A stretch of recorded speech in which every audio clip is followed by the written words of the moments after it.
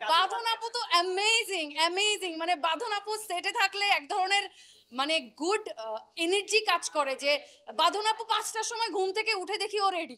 মানে ও মানে বাঁধন আপু হচ্ছে একটা ভীষণ পজিটিভ এনার্জি অন সেট। মানে ও যেই সেটেই থাকে আমার মনে হয় সেই সেটের সবার মানে কাজের উৎসাহ বা উদ্দীপনা আরো অনেক বেড়ে যায়। মানে she is a very positive soul. তার কাজের প্রতি তার প্রত্যেকটা চরিত্রের প্রতিও তার অ্যাকশন সব অ্যাকশনই সে পজিটিভ থাকে এবং অনেক ডেডিকেশন। মানে একটা ঘটনা আমার বলতে ইচ্ছে করছে। কোনো একটা সিন করার সময় একটা চেজিং সিন করার সময় বাঁধন আপুর পা মচকে যায় এবং খুব ভালোভাবে মচকে যায়। পা ফুলে অনেক বড় হয়ে যায়। মানে ফুলে বড় হচ্ছে আপুকে ওষুধ খাওয়ানো হয়, ব্যথার ওষুধ খাওয়ানো হয়। ১ ঘন্টা ২ ঘন্টা রেস্ট নিয়ে উনি আবার বলছে যে চলো শুট করে।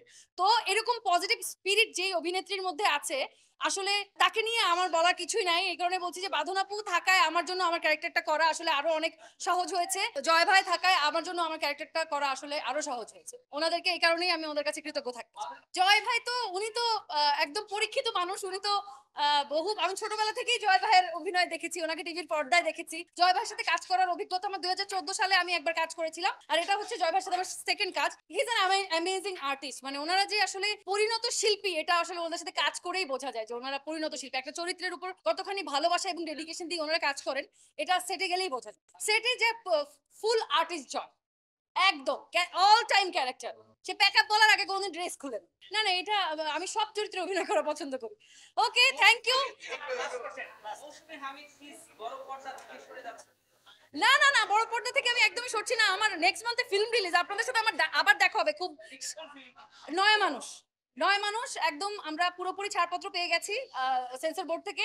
আমরা অলরেডি রিলিজ ডেটও ঠিক করে ফেলেছি। খুব শীঘ্রই আপনাদের সবাইকে দাওয়াত দিয়ে আমরা ছবির প্রিমিয়ার করতে চাই এবং ছবি সম্পর্কে রিলিজ ডেট সম্পর্কে জানাতে চাই।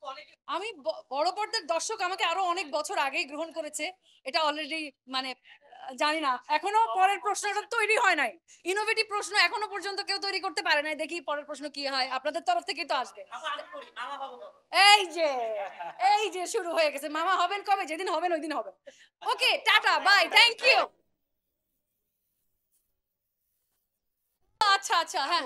আপনার সামনে কোনো বড় কোনো সিনেমা খুবই আমাকে মানে দেখতে খুবই অস্বস্তি লাগতেছে। মানে ঘেমে আমি শেষ করে আচ্ছা থাক, প্লিজ আমাদের দেখা হবে। আমি আবার দেখা হবে, খুব শীঘ্রই দেখা হবে ভাইয়া। ভালোবাসার অভাব মানুষের জীবনে সবচেয়ে আসলে কঠিন অভাব আমার মনে হয়। এরকম একটা জায়গা থেকে আমি পোর্ট্রে করার চেষ্টা করেছি এবং আমার পরিচালকের পক্ষ থেকে আমার জন্য এরকমই ইয়ে বলে দেওয়া ছিল আগে থেকে যে এভাবে পোর্ট্রে করতে হবে এবং আমি চেষ্টা করেছি। আমি যথেষ্ট চেষ্টা করেছি এবং আমাকে আমার পুরো টিম সাপোর্ট করেছে। আমাকে আমার সব কো স্টাররা সাপোর্ট করেছে। বাঁধন আপু, জয় ভাই